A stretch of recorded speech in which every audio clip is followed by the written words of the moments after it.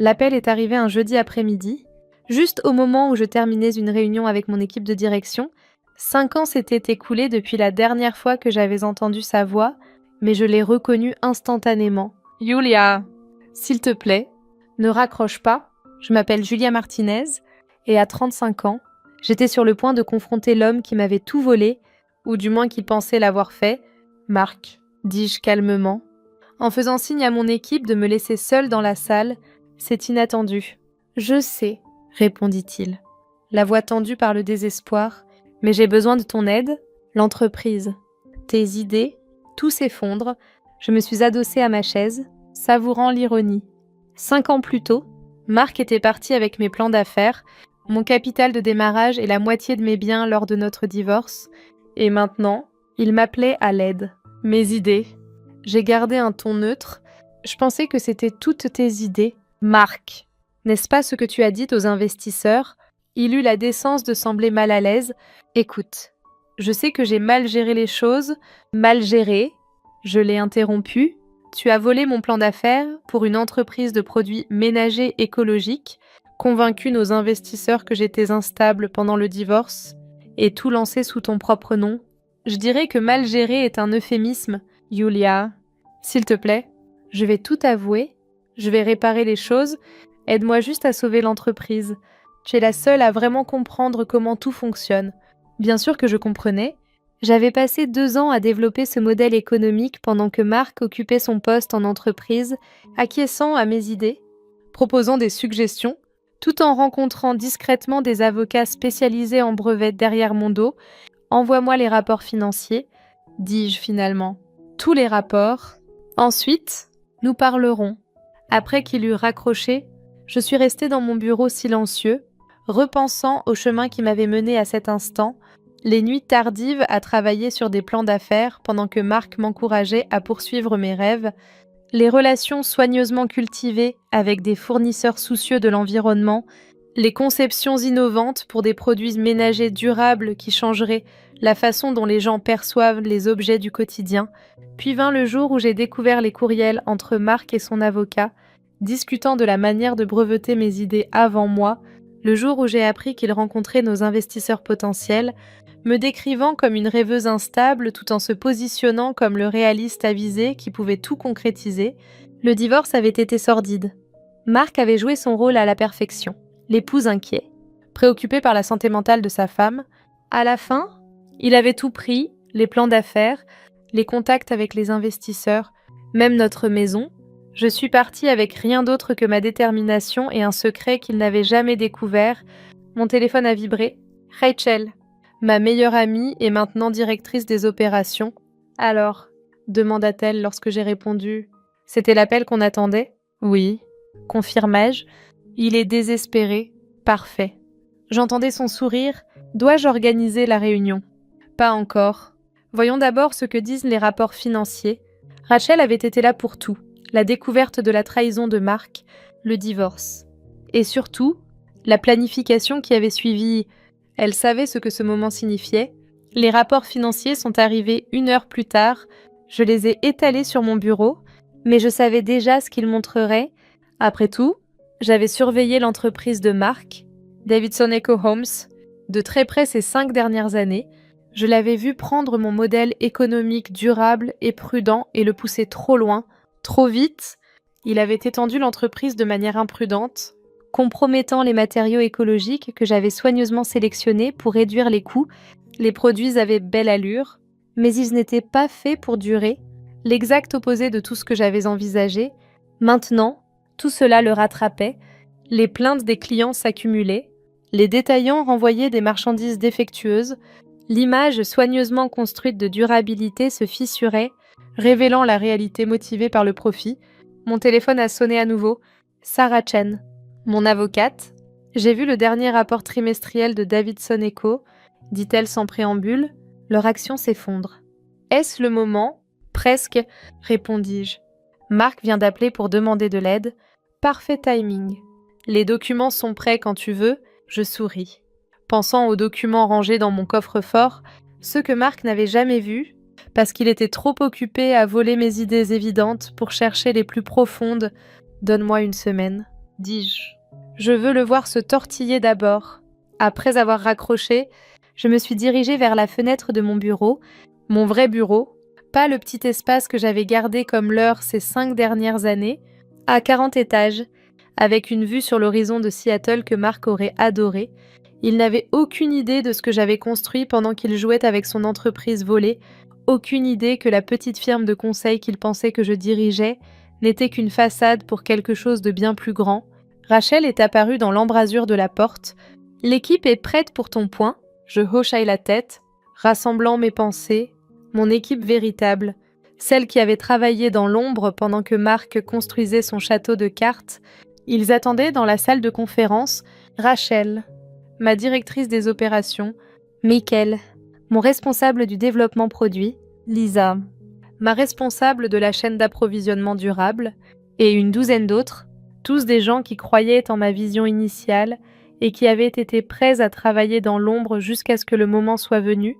Marc a appelé, annonçai-je en prenant ma place en tête de table, Davidson et Coéchou, comme nous l'avions prédit.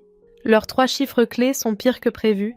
Michael ajouta, en affichant un tableur, problème de contrôle qualité, souci de chaîne d'approvisionnement, plainté des clients, tout s'effondre plus vite que prévu. Je hochai la tête, ce qui signifie qu'il faut accélérer notre calendrier. Tout est prêt, Lisa prit la parole. Nos usines sont pleinement opérationnelles. La première série de produits véritablement écologiques est terminée. Le matériel marketing est prêt. On attend juste ton feu vert. Et la question des marques, demandai-je. En regardant notre conseiller juridique, tout est clair, confirma James. Nous possédons les droits sur tout ce qu'ils ne savent même pas encore. C'était ce que Marc avait manqué dans sa hâte à voler mes idées évidentes.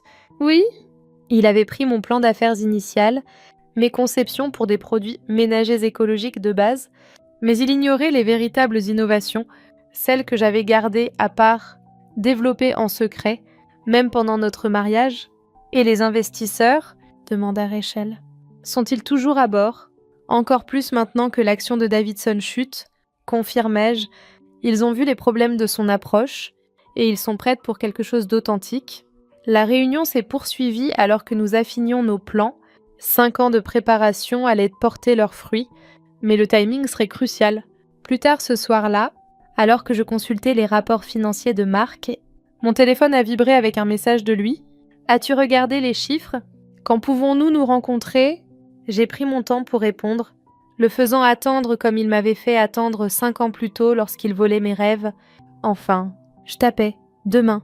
Ton bureau, 10 heures. » Sa réponse fut immédiate. « Merci. Julia.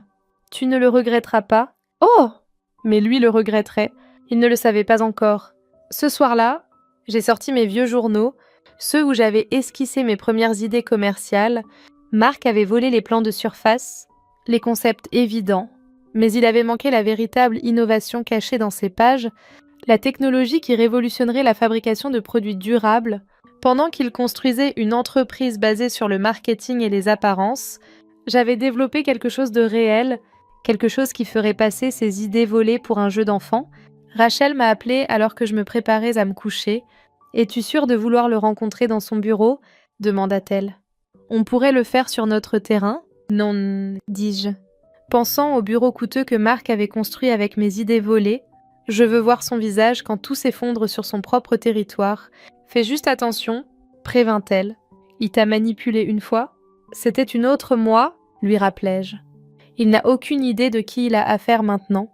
Après avoir raccroché, je me suis tenue devant mon placard, sélectionnant mon armure pour la bataille de demain. Pas les tailleurs conservateurs que je portais en jouant le rôle de consultante modeste. Demain demandait autre chose. Quelque chose qui montrait exactement qui j'étais devenue. J'ai choisi une robe rouge profond, la couleur du pouvoir et de l'avertissement. Qu'il voie ce qu'il avait sous-estimé, qu'il se souvienne de ce moment. Mon téléphone a vibré une dernière fois. Un message de Sarah. Les documents finaux sont prêts. Es-tu sûre de vouloir procéder ainsi? Je pensais à la voix de Marc au téléphone, au désespoir qu'il ne pouvait pas tout à fait cacher, aux années que j'avais passées à rebâtir pendant qu'il jouait avec mes idées volées comme un enfant avec un nouveau jouet. « Sûr, répondis-je. Il est temps qu'il apprenne ce que ça fait de tout perdre. Demain changerait tout. Marc pensait qu'il demandait de l'aide pour sauver son entreprise. Il n'avait aucune idée qu'il marchait droit dans le piège que j'avais préparé pendant 5 ans.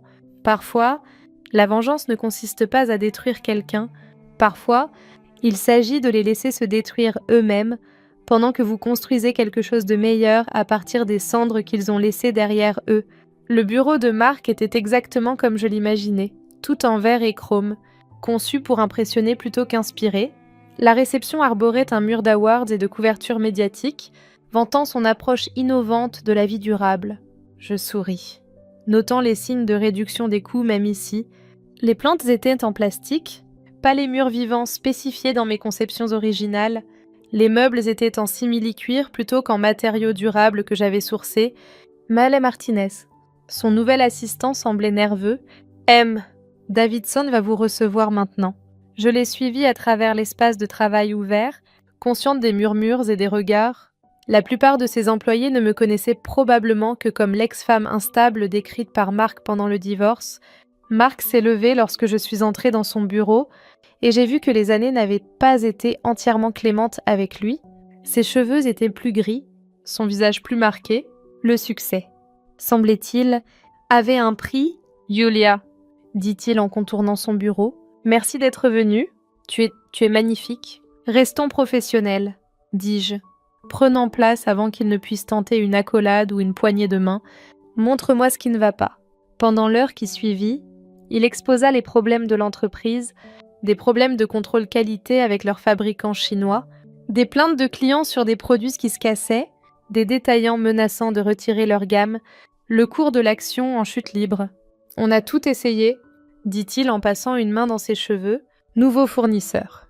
Meilleur contrôle qualité. Campagne marketing pour restaurer la confiance. Rien ne fonctionne. Je hochai la tête, parcourant les rapports éparpillés sur son bureau, parce qu'on ne peut pas sortir d'un défaut fondamental par le marketing. Qu'est-ce que tu veux dire ? Tout ton modèle économique est défaillant, dis-je franchement. Tu as pris mes conceptions pour des produits véritablement durables et tu as coupé les coins pour maximiser les profits. Maintenant, ça te rattrape ? Il rougit. C'est exactement ce qui s'est passé, l'interrompis-je. Mais voici ce que tu ne comprends vraiment pas. Ces conceptions originales, ce n'était que le début. Son visage changea légèrement. De quoi parles-tu ? Je sortis ma tablette et ouvris un fichier. Pendant que tu étais occupé à construire ça, fis-je un geste autour de son bureau. Je développais ceci. Je tournai l'écran vers lui, lui montrant des brevets, des conceptions et des processus de fabrication qu'il n'avait jamais vus auparavant. Ses yeux s'écarquillèrent alors qu'il parcourait les documents. C'est révolutionnaire, dit-il enfin. Pourquoi ne m'en as-tu pas parlé quand nous étions mariés ? Parce que je savais ce que tu en ferais, répondis-je simplement. Comme tu l'as fait avec tout le reste, il s'adossa. M'étudiant ? Alors, que proposes-tu en partenariat ? Tu aides à sauver Davidson Eco et nous mettons en œuvre ces nouvelles conceptions. Je ris, le son tranchant dans le bureau silencieux. Non. Marc, je ne suis pas là pour sauver ton entreprise. Je suis là pour l'acheter. Quoi ? Je sortis un autre document, celui que Sarah avait préparé. Mon entreprise, Phoenix Technologies Durables, est prête à faire une offre pour les actifs de Davidson Eco. Vu le cours actuel de votre action et vos problèmes croissants, je pense que le conseil d'administration la trouvera très attractive. Ton entreprise ? Il me fixa. La firme de conseil. C'est juste une façade, dis-je, savourant sa confusion. La vraie entreprise opère en mode furtif depuis 5 ans. Nous avons des usines prêtes, des chaînes d'approvisionnement établies et des produits testés. Nous sommes prêts à lancer. Il ne nous manque qu'un réseau de distribution. Comme, disons, celui que tu as construit avec mes idées volées. Son visage s'assombrit. Tu as planifié ça ? Tout ça, j'ai appris des meilleurs, répondis-je froidement. Tu m'as appris à jouer le long jeu ? Souviens-toi, il se leva brusquement. Faisant les 100 pas derrière son bureau, le conseil d'administration n'acceptera pas, ils ne te vendront jamais. En fait, dis-je en sortant mon téléphone, ils ont déjà accepté. Je lui montrai l'email arrivé ce matin, une confirmation du conseil qu'ils avaient examiné mon offre et voulaient procéder à une due diligence. Comment ? Demanda-t-il. Quand je les rencontre discrètement depuis des mois, expliquai-je. en leur montrant ce que Phoenix a développé, en expliquant comment nous pourrions redresser la situation. Ce sont des gens d'affaires, Marc. Il voit l'écriture sur le mur, son visage était devenu pâle. C'est de la vengeance. Non, le corrigeai-je. C'est du business. Tu m'as appris ça aussi. Souviens-toi, rien de personnel. Juste du business. Je me levai, lissant ma robe. Les documents seront livrés cet après-midi. Je te suggère de les examiner avec tes avocats. Bien que je doive te prévenir, Sarah Chen est bien meilleure que n'importe qui que tu utilises maintenant. Sarah. Ma Sarah? Elle a quitté ton cabinet il y a 3 ans, dis-je, savourant son choc. Elle est maintenant mon avocate générale. Il s'avère qu'elle n'a jamais cru tes histoires sur ton ex-femme instable. Je me dirigeai vers la porte, puis me retournai. Oh, et Marc? Vide ton bureau d'ici vendredi. Phoenix prendra possession la semaine prochaine. Je le laissai là, regardant son empire s'effondrer autour de lui. Les murmures me suivirent à travers le bureau, mais cette fois, ils étaient différents. Cette fois, ils savaient qui j'étais vraiment. Rachel m'attendait dans la voiture dehors. Alors, demanda-t-elle alors que je m'installais sur le siège, appelle l'équipe, dis-je. Il est temps de lancer. La semaine suivante fut un tourbillon d'activités. L'acquisition avança rapidement. Le conseil était impatient de sauver ce qu'il pouvait de l'entreprise défaillante. Marc tenta bien sûr de se battre, mais les chiffres ne mentaient pas. L'offre de Phoenix était la seule chose qui sauverait leur investissement. Le jour où nous avons pris possession des bureaux de Davidson & Co, je suis entrée avec ma véritable équipe. Les employés se rassemblèrent nerveusement, incertains de leur avenir. « Je sais que vous êtes inquiets », leur dis-je. « Mais je veux que vous compreniez quelque chose. Phoenix n'est pas là pour détruire ce que vous avez construit. Nous sommes là pour en faire ce qu'il aurait toujours dû être. » Je leur montrai les véritables conceptions, la technologie innovante, les produits véritablement durables que nous avions développés.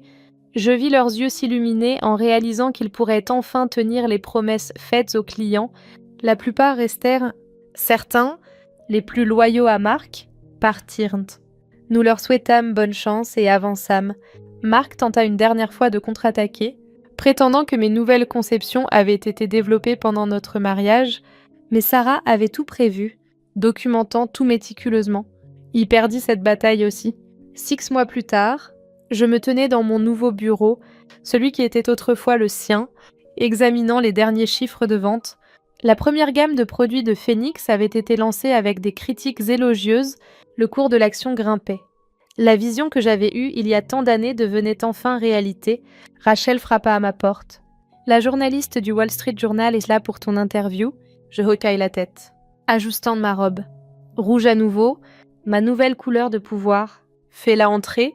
La journaliste était jeune, enthousiaste. Mademoiselle Martinez, merci de m'accorder cet entretien. Votre histoire est fascinante. Construire une entreprise secrète pendant que votre ex-mari ruinait vos idées volées, puis le racheter, on dirait un film. Je souris. La vérité est souvent plus étrange que la fiction. Qu'est-ce qui vous a poussé à faire ça de cette manière ? Demanda-t-elle. Pourquoi ne pas l'avoir affronté immédiatement après le divorce ? Parce que parfois, la meilleure vengeance n'est pas de se battre, dis-je. C'est de construire quelque chose de meilleur, quelque chose de réel.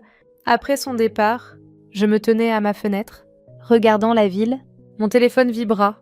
Un message de Marc. « Tu as gagné. Es-tu heureuse maintenant ?» Je pensais au chemin qui m'avait menée ici, à la femme que j'étais il y a 5 ans, dévastée par la trahison, et à celle que j'étais maintenant, à la différence entre la vengeance et la revendication. J'allais toujours gagner, répondis-je par texto. Tu ne savais simplement pas à quel jeu nous jouions vraiment. Puis j'éteignis mon téléphone et allai retrouver mon équipe. Nous avions du vrai travail à faire, construire quelque chose qui durerait longtemps après que cette histoire de trahison et de rédemption serait oubliée, car en fin de compte, le succès ne consiste pas à battre quelqu'un d'autre. Il s'agit de devenir qui vous étiez toujours destiné à être, même si la trahison de quelqu'un d'autre est ce qui vous y pousse finalement. Parfois, la meilleure vengeance est simplement de devenir exactement ce qu'il disait que vous ne pourriez jamais être.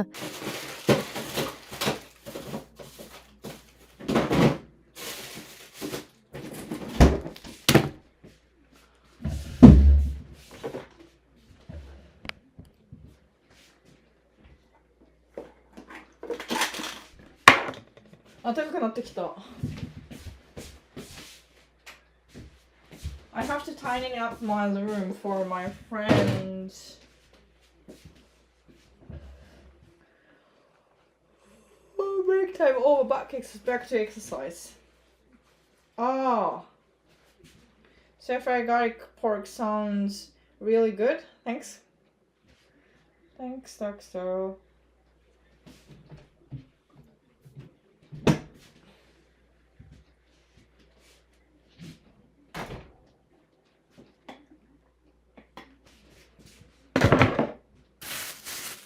これはなんかそんなによくは見えないっていう。Where's my phone? あ。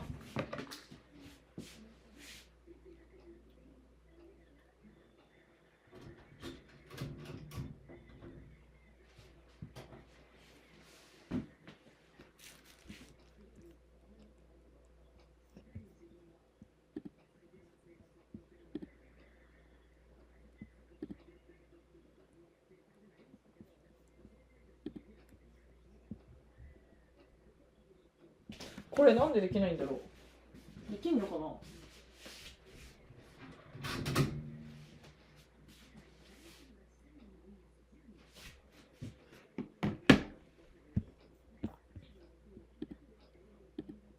Ah, not missing out much, not my favorite thing to eat. I think I mostly eat fish and beef myself. Ah, look, I don't eat beef. Beef is that expensive here in local. I eat only chicken, goat, sheep, and seafood. Ah.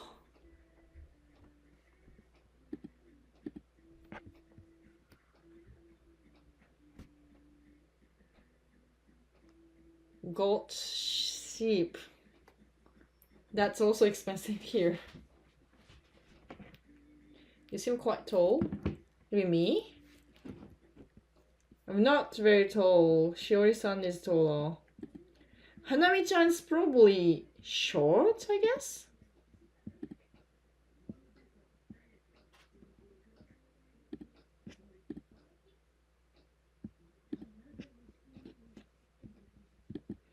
I'm 170.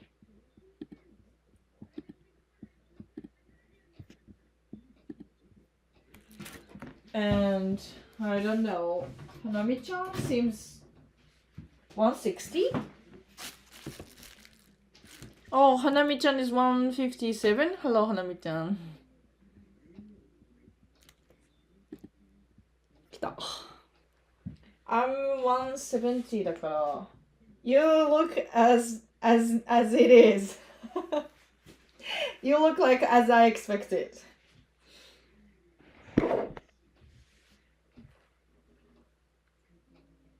Hanami-chan is 157, I think. Danny, you know her height even. You are such a big fan of her. Kinda feels short just cause Shiori happens to be a little taller. Yeah, Shiori-san is pretty tall. She is tall.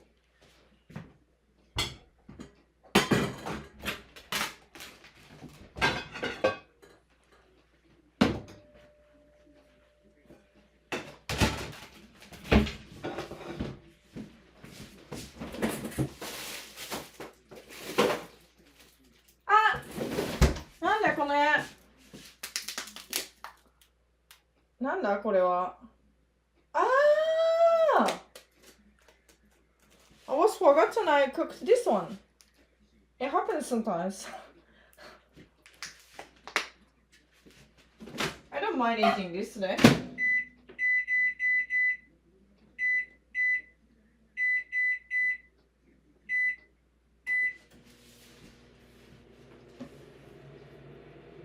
Oh, hello, Evan. Hello, Evan.